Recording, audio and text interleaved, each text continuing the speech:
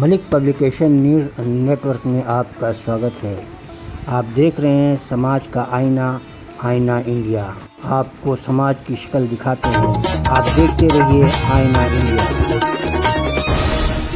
ये आईना इंडिया का दिल्ली केंद्र है। प्रस्तुत है कार्यक्रम आमने सामने।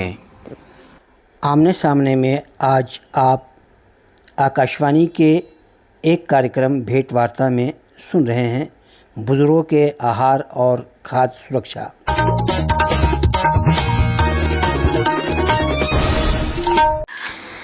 आइए अब सुनते हैं अगला कार्यक्रम उत्तर कथा। ये आकाशवाणी दिल्ली है।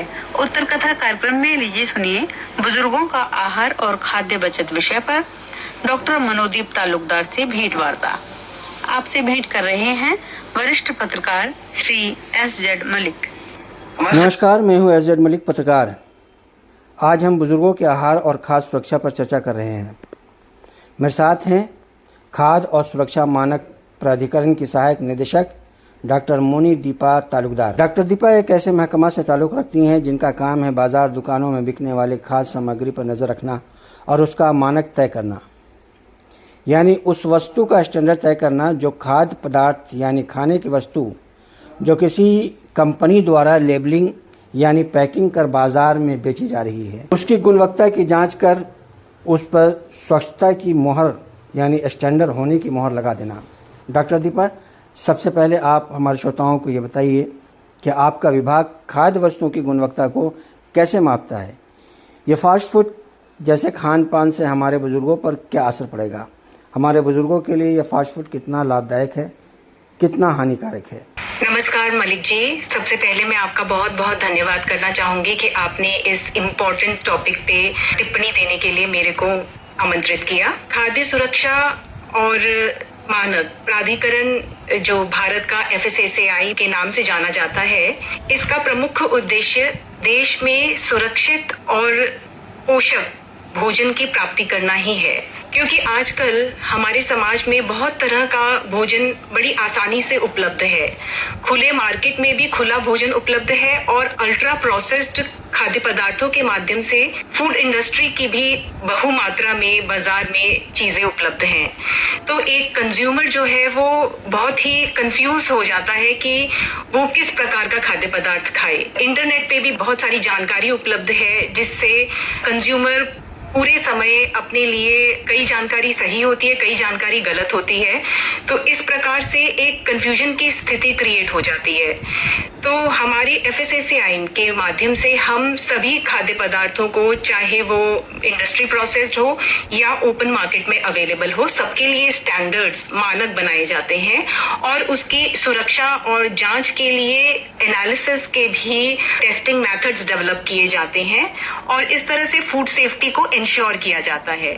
इसके अलावा FSSAI कई अवेयरनेस प्रोग्राम्स भी, इनिशिएटिव्स भी चलाता है, जैसे ईट राइट इंडिया इनिशिएटिव के माध्यम से जागरूकता उत्पन्न करने के लिए भी कंज्यूमर्स में एक कैंपेनिंग की जाती है, जिसको सोशल मीडिया पे, रेडियो, टेलीविजन, सिनेमा घरों में बहुतायत से दिखाया जाता है, ताकि कंज्यूमर्स में एक अवेयरनेस जनरेट हो कि क्या सही है और क्या गलत है, क्योंकि ये अंतिम डिसीजन कंज्यूमर को ही लेना है कि उसे अपने जीवन को संतुलित बनाए रखने के लिए, अपने स्वास्थ्य को प्रमोट करने के लिए किस प्रकार का भोजन करना है।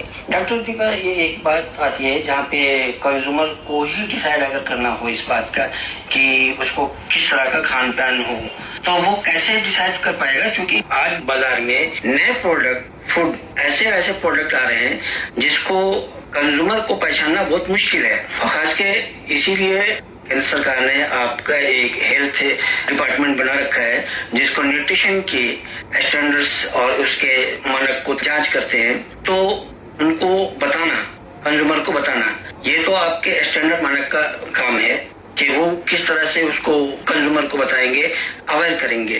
कंज्यूमर की अवेयरनेस और कंज्यूमर को एम्पावर करने के लिए FSSAI food labelling and advertising regulations के अंतर्गत बहुत सारी ऐसी जानकारी फूड पैकेट्स के ऊपर प्रदान करता है, जिससे एक कंज्यूमर को एक टूल मिल जाता है जिससे वो डिसाइड कर सकता है कि जो भी वो डिब्बाबंद खाद्य पदार्थ या पैकेज्ड फूड खा रहा है उसमें जो मात्राएं दी गई हैं, उसमें जो पोषण की मात्राएं, नमक की मात्रा, चीनी की मात्रा, सैचुरेटेड फैट की मात्रा जो उसमें घोषित की गई है, क्या वो उसकी जरूरतों से ज्यादा है या कम है। इस बेसिस पे front of the nutritional panel labelling भी आ रहा है जिसको FOPNL कहा जाता है, जिसमें ये सारी जानकारी जो आपकी सेहत से जुड़ी हुई है ये अब पैकेट के फ्रंट में दी जाएगी, जिससे कंज्यूमर को एक तरह से बहुत ही हाईलाइटिंग तरीके से पता चल सकता है कि इसमें कितना कार्बोहाइड्रेट है और ये पूरे दिन की आपकी जो RDA है, जो रिक्वायरमेंट है, उसका कितना प्रतिशत आपको प्रदान कर रहा है, इसमें कितनी चीनी है। जैसे कि कोई खाद्य पदार्थ में अगर लिखा हुआ है कि 20% ऑफ RDA, इसका मतलब है कि पूरे दिन की जो आपकी चीनी की रिक्वायरमेंट है उसका 20% भाग एक सर्विंग ऑफ वो पैकेज्ड फूड के खाने से मिल जाएगा। तो इस प्रकार से कंज्यूमर डिसाइड कर सकता है कि अगर 20% आज ओपन पैकेज पर लेबलिंग नहीं है, अन्य तरह के खाद्य पदार्थ हैं, तो उसको कैसे कंज्यूमर समझे कि इसमें स्टैंडर्ड है, इसमें न्यूट्रिशन और इसमें विटामिन, इसमें कार्बोहाइड्रेट, इस तरह के वो कैसे पहचानेगा। बुजुर्ग के लिए भी वो न्यूट्रिशन का होना बहुत जरूरी है ताकि उनके स्वास्थ्य, आज घर में अकेले वो रहते हैं, बुजुर्गों के पास में सुविधा नहीं है, उनके साथ कोई आदमी नहीं है उनको देखभाल करने वाले, तो ऐसे हालात में भी वो लेबलिंग फूड खाएं या ओपन जो बिकता है मार्केट में वो लेकर के खाएं। ये आपका क्या सुझाव है इस पे? जी, जितने भी पेरिशेबल फूड प्रोडक्ट हैं, जो ताजा खाद्य पदार्थ हैं, वो ज्यादातर बाजारों में खुले ही पाए जाते हैं। सब्जियां, फल और अनाज ये सब खुले पाए जाते हैं। इनकी जांच के लिए कि ये खुला खाद्य पदार्थ खाने लायक है या नहीं, इसके लिए भी FSSAI अपनी साइट पे guidelines, advisories time to time निकालता रहता है, जिससे कंज्यूमर को एजुकेशन का एक के लिए भी प्रेरित किया जाता है, जिससे कंज्यूमर ये डिसाइड कर सकता है कि जो फ्रेश खाद्य पदार्थ, फल, सब्जियां हैं, उनको खरीदते समय वो किन किन चीजों का ध्यान रख सकता है। बाजार में जब वो किराने की दुकान पे कोई सामान, चीनी, दाल, अनाज खरीदने जाता है तो उसे किन किन चीजों का ध्यान रखना चाहिए। जैसे कि अगर कोई पैकेट बंद ब्रेड खरीद रहा है तो ब्रेड खरीदते टाइम उसको ये देखना चाहिए कि best before expiry date of packaging और उसमें क्या क्या इंग्रेडिएंट्स इस्तेमाल हुए हैं। यदि एक उपभोक्ता इन सब चीजों का भी ध्यान रख रहे तो खाद्य सुरक्षा की हम गारंटी ली जा सकती है। इसके अलावा बाजार में जो खुली तरह से उपलब्ध चीजें हैं, जैसे मोमोज, चाउमीन, ये सब भी खुली मात्रा में अवेलेबल है। मेन चीज है जो खाने का सामग्री है, जो बने हुए हैं, जी, पके हुए हैं, उस पे ज्यादा लोग वो फास्ट फूड कह रहे हैं हम आप इसमें, तो वो कितना हमारे स्वास्थ्य के लिए फायदेमंद है और कितना नुकसानदेह है। इस तरह के जो बाजार में खुली तरह से बिक्री होने वाले जो खाद्य पदार्थ हैं, इनको ज्यादातर HFSS फूड कैटेगरी, सबसे ज्यादा वही खा रहे हैं लोग आज ज्यादा, क्योंकि ये आसानी से उपलब्ध है, सड़कों में उपलब्ध है, बच्चे, बुजुर्ग सब आते जाते खरीद ही लेते हैं। इन खाने के पदार्थों को जो अनऑर्गेनाइज मार्केट में पाया जाता है, ये ज्यादातर तला हुआ मसाले युक्त भोजन होता है।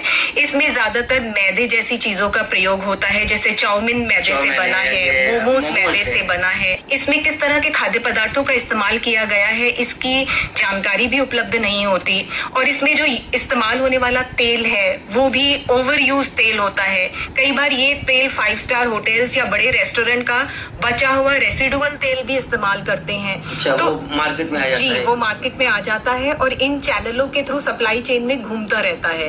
तो उपभोक्ता को ये ध्यान देने की आवश्यकता है कि वो ध्यान रखे कि किसी भी प्रकार से बाजार में उपलब्ध खुला खाना सुरक्षित नहीं हो सकता और उसमें इस्तेमाल होने वाले खाद्य पदार्थ की भी कोई गारंटी नहीं ली जा सकती।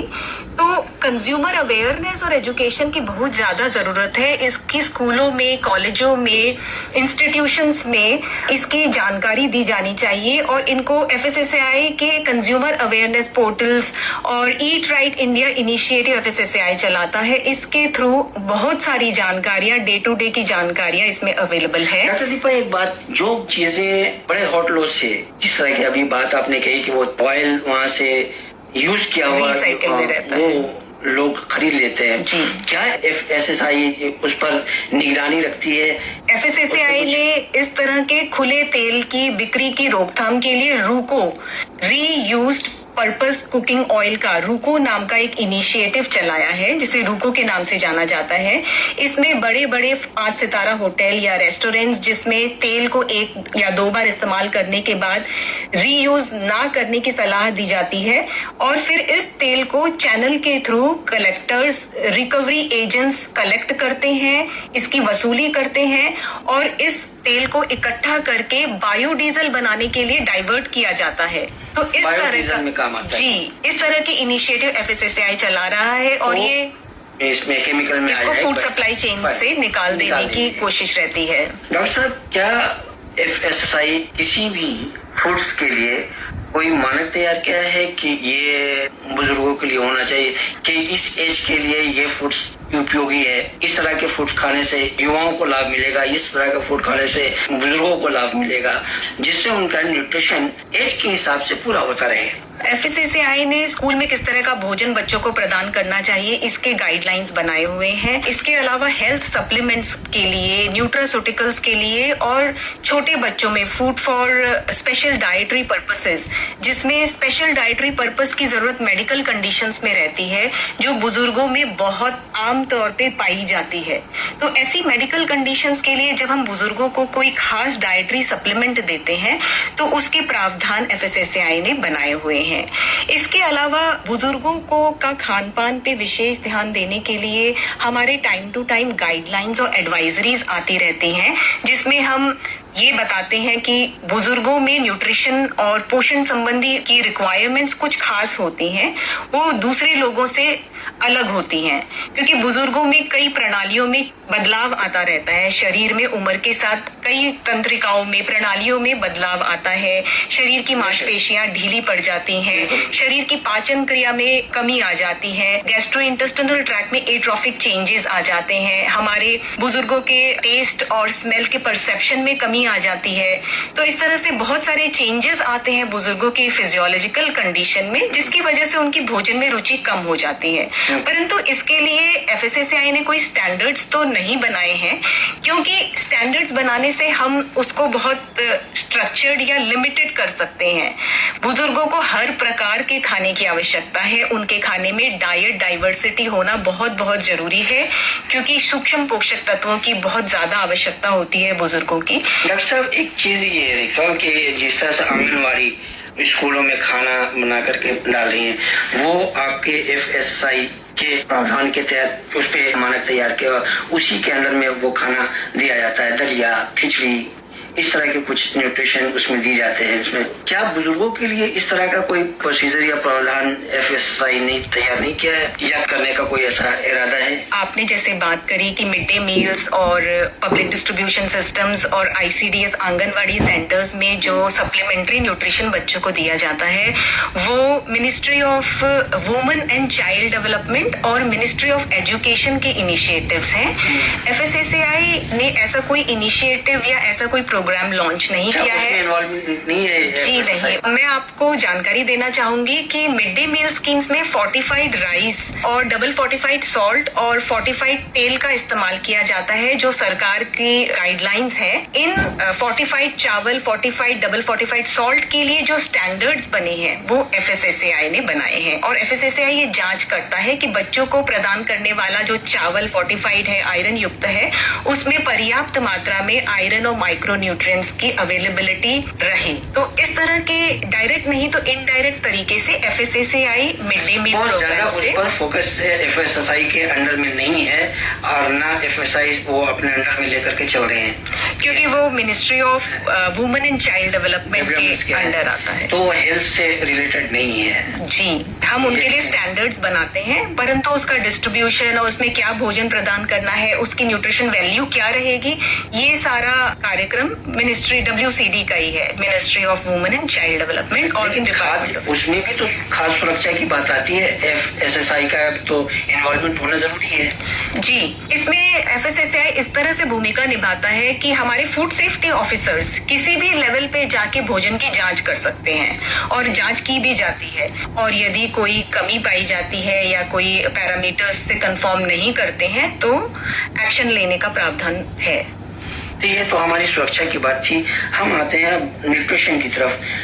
हेल्थ से रिलेटेड जो अभी हमारा प्रोग्राम है इस पे कि हम कौन सा ऐसा न्यूट्रिशन लें जिससे हमारा हेल्थ में इक्वलिटी हो और हम स्वस्थ रहें। हमारे समाज में हर प्रकार की व्यक्ति पाए जाते हैं, बच्चों से लेके बुजुर्ग, और पोषण की रिक्वायरमेंट हर उम्र के साथ बदलती जाती है। छोटे बच्चे की जो पोषण की जरूरतें हैं वो एडोलेसेंट उम्र के बच्चों से अलग होंगी। इसी प्रकार से जो गर्भवती महिलाएं हैं, जो प्रेग्नेंट लैक्टेटिंग वुमन है, उनकी जरूरतें एक एडल्ट व्यक्ति या औरत के मुकाबले अलग होंगी। इसी प्रकार से बुजुर्गों की भी जो जरूरतें हैं वो बिल्कुल अलग हैं समाज के बाकी वर्ग के लोगों से। डॉक्टर साहब, इसमें एक चीज और जोड़ना चाहूंगा मैं कि इस वक्त शुगर ये बहुत ज्यादा समाज में फैल चुका है। क्या ये एक डर है या वाकई ये एक बीमारी है?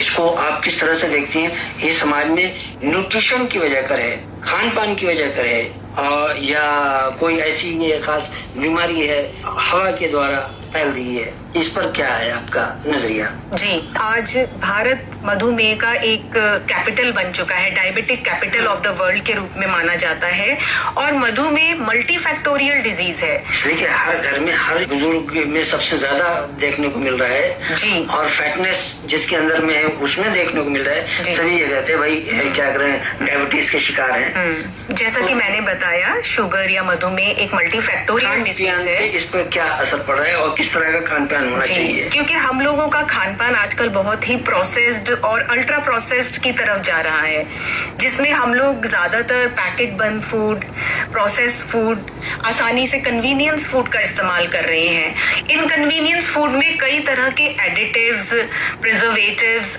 ऐड किए जाते हैं ताकि फूड की शेल्फ लाइफ को बढ़ाया जा सके।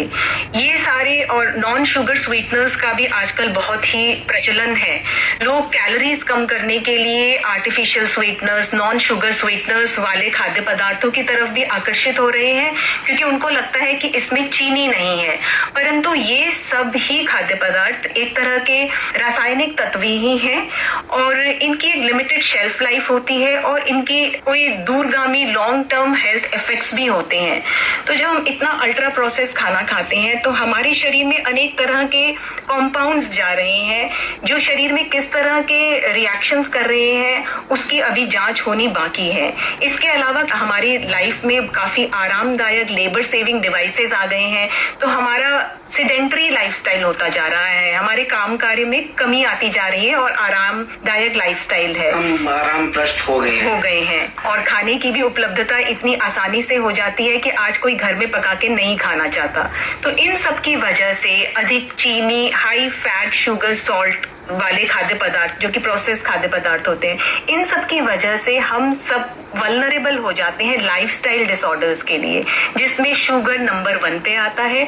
इसके बाद कार्डियोवास्कुलर डिजीजेस है, डिसलिपिडेमिया है और इन्फ्लेमेशन है।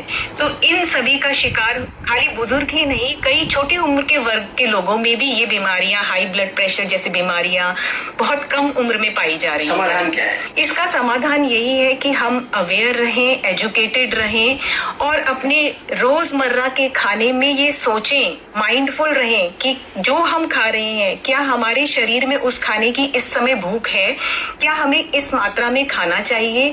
हमें अपने हर मील को प्लान करना चाहिए। हमें अपने प्लेट में खाना भरने से पहले ये देखना चाहिए कि कहीं हमने प्लेट ओवरलोड तो नहीं कर लिया, क्या मेरी प्लेट में एक बैलेंस प्लेट है।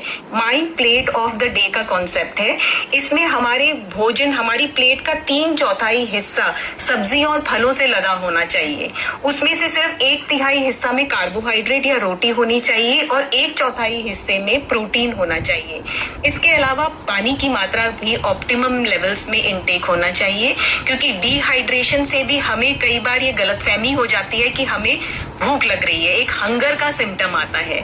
यदि हम पर्याप्त मात्रा में पानी पीते रहेंगे तो हमें ये फॉल्स या सुडो हंगर पैंग्स नहीं होंगे, जिसकी वजह से कई बार हम एक्सेस खा लेते हैं जिसकी शरीर को जरूरत नहीं है। पानी के सेवन से शरीर में जो सूजन होती है उसमें कमी आती है, क्योंकि जब हम पानी कम पीते हैं तो शरीर हमारा पानी रिजर्व करने लगता है। शरीर को लगता है कि पानी शरीर में नहीं आएगा, तो वाटर रिटेंशन की समस्या। और यहाँ का समय हमसे नाजात पाना चाहता है।